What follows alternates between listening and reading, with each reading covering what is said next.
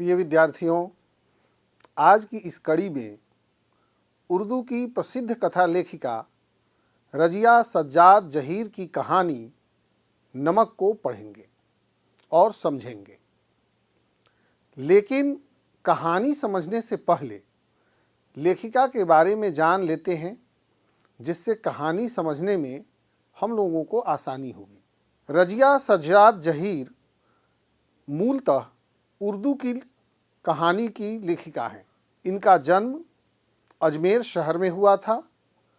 रजिया ने आरंभिक शिक्षा से लेकर कला स्नातक तक की शिक्षा अपने घर पर ही रहकर प्राप्त की थी। उसके बाद उनका विवाह सज्जाद जहीर नामक व्यक्ति से हुआ था। विवाह के बाद अजमेर से वे इलाहाबाद आ गईं और वहाँ से उन्होंने उर्दू में स्नातकोत्तर की परीक्षा उत्तीर्ण की थी। रजिया सज्जाद जहीर अजमेर से लखनऊ आई और वहाँ करामत हुसैन गर्ल्स कॉलेज में अध्यापन कार्य करने लगी। सन 1965 में उनकी नियुक्ति सोवियत सूचना विभाग में भी हुई। आधुनिक उर्दू कथा साहित्य में रजिया का महत्वपूर्ण स्थान है। उन्होंने कहानी और उपन्यास दोनों लिखे हैं और साथ ही उर्दू में बाल साहित्य की भी रचना की है। मौलिक सर्जन के साथ साथ उन्होंने कई अन्य भाषाओं से उर्दू में कुछ पुस्तकों के अनुवाद भी किए हैं। रजिया की भाषा सहज सरल होने के साथ साथ मुहावरेदार भी है। उनकी कुछ कहानियाँ देवनागरी में भी अनुवादित हो चुकी हैं।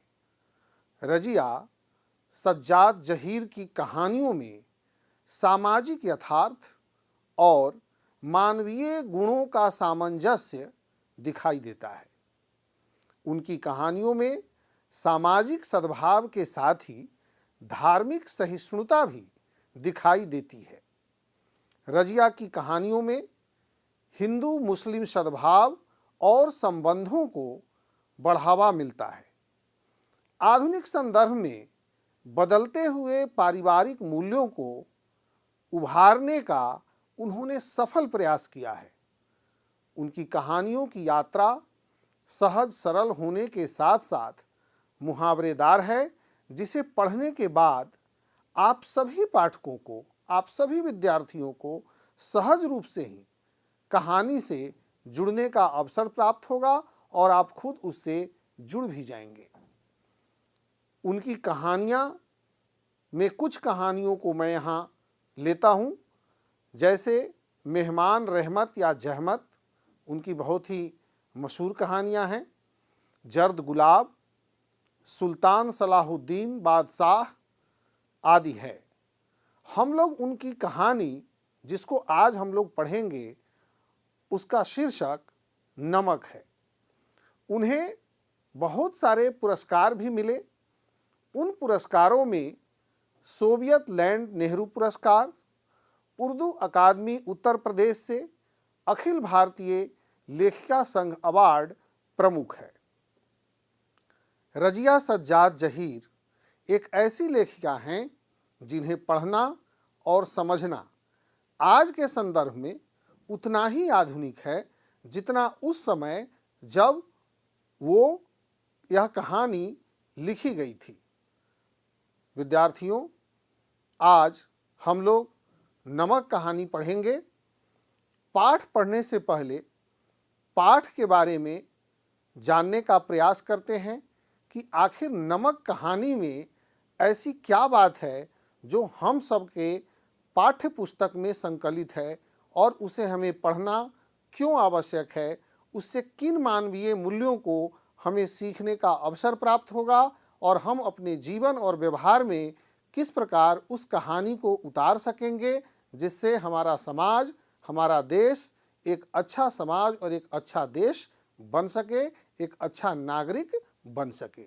तो आइए पहले हम उस नमक कहानी के बारे में आपसे बातचीत करते हैं। रजिया सज्जाद जहीर की नमक शीर्षक कहानी भारत पाकिस्तान विभाजन के बाद सरहद के दोनों तरफ के विस्थापित और पुनर्वासित जनों के दिलों को टटोलती एक मार्मिक कहानी है। विस्थापित और पुनर्वासित हमने आपको इसलिए कहा कि 1947 में जब भारत पाकिस्तान का विभाजन हुआ तो उस विभाजन में यह बात कही गई कि जिसे पाकिस्तान में जाके रहना है वो पाकिस्तान जा सकते हैं, जिन्हें हिंदुस्तान में आके रहना है उन्हें हिंदुस्तान आ सकते हैं। उस समय लाखों संख्या में लोग इस पार और उस पार आए और गए। जो इस पार से उस पार गए वो विस्थापित हो गए और उस पार से जो इस पार आए वो भी विस्थापित हो गए। लेकिन जो यहाँ आए और वहाँ गए, दोनों जगह के हुक्मरानों ने, दोनों जगह के सत्तासीनों ने लोगों के रहने की व्यवस्था की। जब हम अपनी एक जगह से उखड़कर दूसरी जगह जाते हैं तो उसे हम पुनर्वसित कहते हैं, और जब एक जगह से दूसरी जगह चले जाते हैं उसे हम विस्थापन कहते हैं। तो ये जो पूरी कहानी है ये विस्थापन और उसके बाद वहाँ से जाकर वहाँ बसने की कहानी है, जिसमें दो दिलों की जो भीतर एक कसमसाहट है उस कसमसाहट को भी इस कहानी में हम लोग देखेंगे। दिलों को टटोलने की कोशिश में अपने पराये देश प्रदेश की कई प्रचलित धारणाओं पर सवाल भी खड़े किए गए हैं। जब हम अपनी जगह से कहीं विस्थापित होते हैं, चाहे रोजी रोटी के लिए हो या कुछ भौगोलिक कारणों से हो या किसी ऐतिहासिक कारणों से हो, जिस किसी कारण से भी हम विस्थापित होते हैं, कहीं न कहीं हमारे मन में हमारा वह गांव, हमारा वह देश, हमारा वह स्थान पूरे जीवन किसी कोने में पड़ा रहता है, और जब भी परिस्थितियां अनुकूल होती है वह हमारे सामने उठकर खड़ा हो जाता है। तो इसलिए हम कहीं भी रहते हैं तो हम अपने गांव को याद करते हैं, वहाँ के खान पान को याद करते हैं, वहाँ के लोगों को याद करते हैं, और यही जो स्मृतियाँ हैं वो सदैव हमारे साथ रहती है। विद्यार्थियों, विस्थापित होकर आई सिख बीबी आज भी लाहौर को ही अपना वतन मानती है और वह सौगात के तौर पर वहाँ का नमक लाए जाने की फरमाइश करती है। कस्टम अधिकारी इस पार भी हैं और उस पार भी हैं, तो कस्टम अधिकारी नमक ले जाने की इजाज़त देते हुए जिसे ले जाना गैर कानूनी है, बॉर्डर के इस पार और उस पार नमक ले जाना प्रतिबंध है, उस स्थिति में दिल्ली को अपना वतन बताता है। इसी तरह भारतीय कस्टम अधिकारी सुनील दास गुप्ता का कहना है कि मेरा वतन तो ढाका है। राष्ट्र राज्यों की नई सीमाएं, रेखाएं खींची जा चुकी है और मजहबी आधार पर लोग इन रेखाओं के इधर उधर अपनी जगह मुकर्रर कर चुके हैं। वे अपने मन से जो पहले बांग्लादेश में थे वे हिंदुस्तान के बंगाल में आ गए हैं, या फिर जो अमृतसर में हैं वो लाहौर चले गए हैं। ये धर्म के नाम पर इधर से उधर हुए हैं, लेकिन उनके मन में कहीं न कहीं अपने उस वतन की जो खास बात है, जो उसकी खुशबू है, वो उनके मन में हमेशा रहती है। इसके बावजूद जमीन पर खींची गई रेखाएं उनके अंतर्मन तक नहीं पहुंच पाई है। राजनीतिक रूप से तो जरूर हम अलग अलग हो गए हैं, लेकिन हम दोनों देश के नागरिक कहीं न कहीं एक दूसरे के लिए जरूर तड़पते रहते हैं। राजनीतिक यथार्थ के स्तर पर उनके वतन की पहचान बदल चुकी है, किंतु उनका दिल इस यथार्थ को, इस सच्चाई को स्वीकार करने के लिए तैयार नहीं है। एक अनचाही और प्रीतिकर बाहरी बाध्यता ने उन्हें अपने अपने जन्म स्थान से विस्थापित कर दिया है। उनके दिलों पर कब्जा नहीं कर पाई।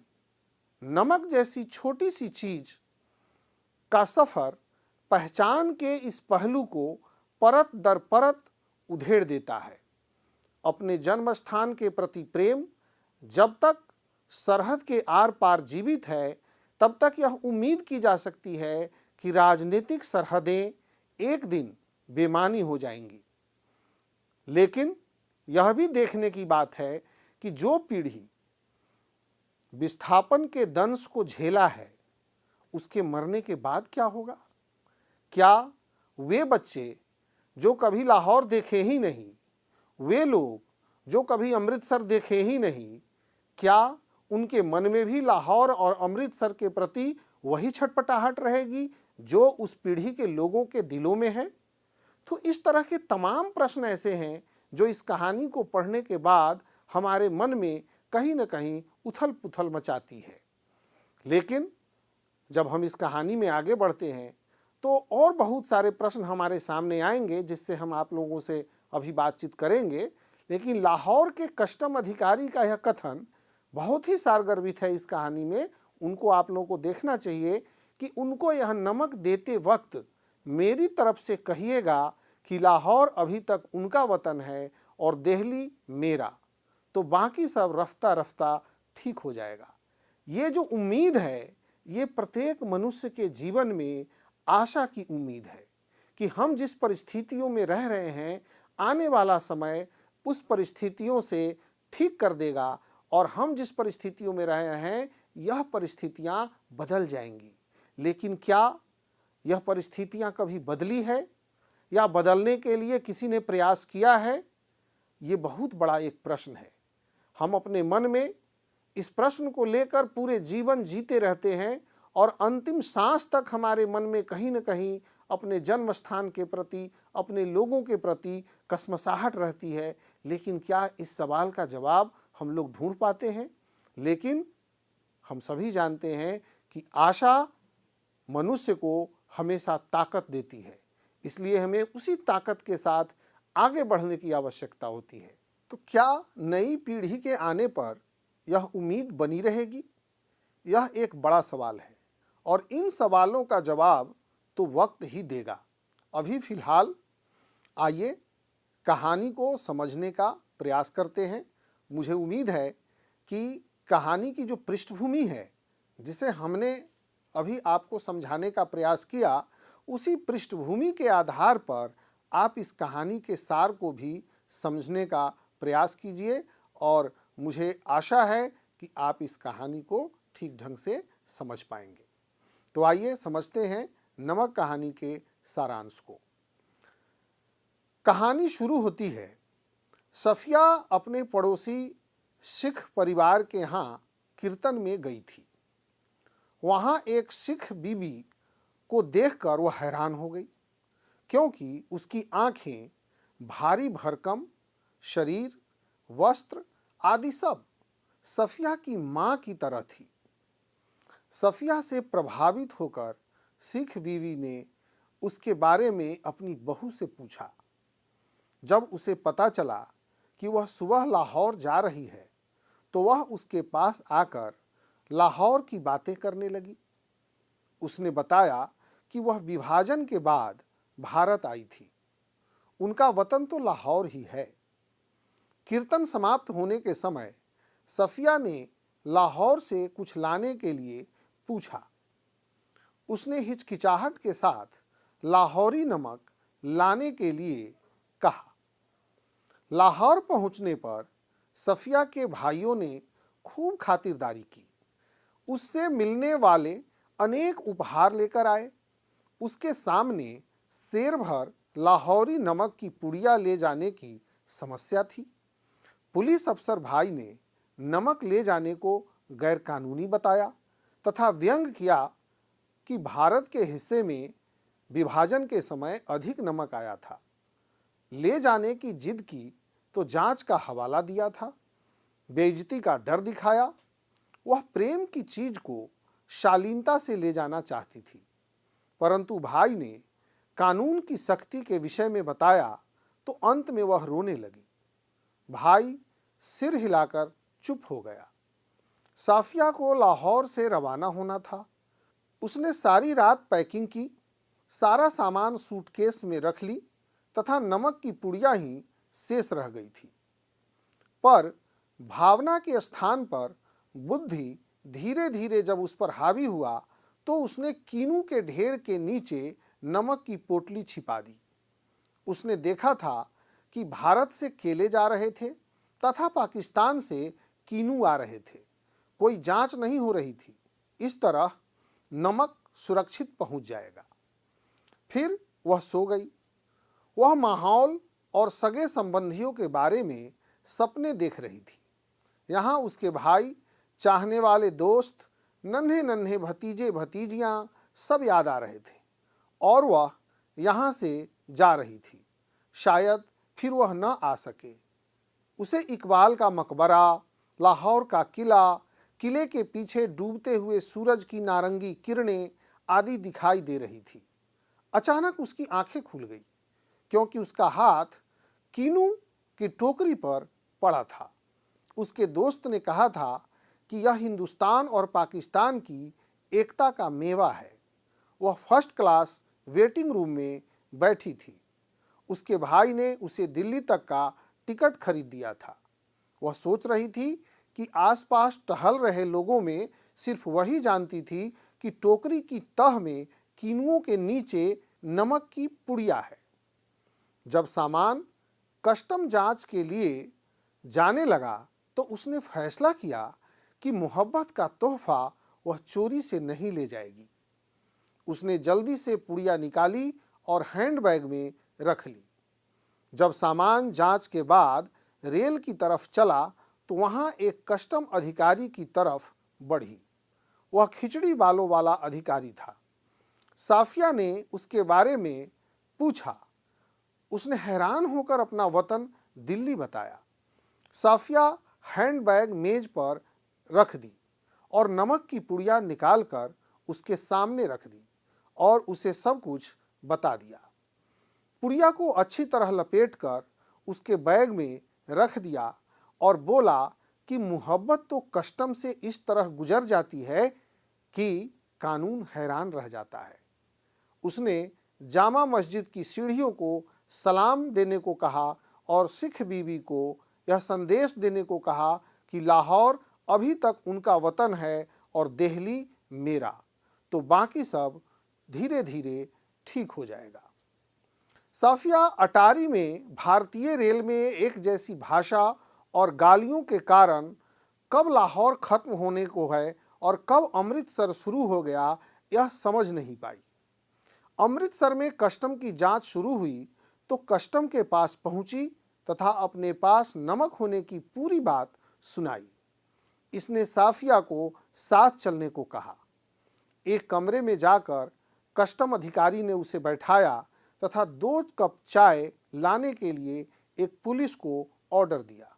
कस्टम ऑफिसर ने अपने मेज के दराज से किताब निकाली और साफिया को बैठने के लिए कहा और पुलिस को चाय लाने के लिए ऑर्डर दिया।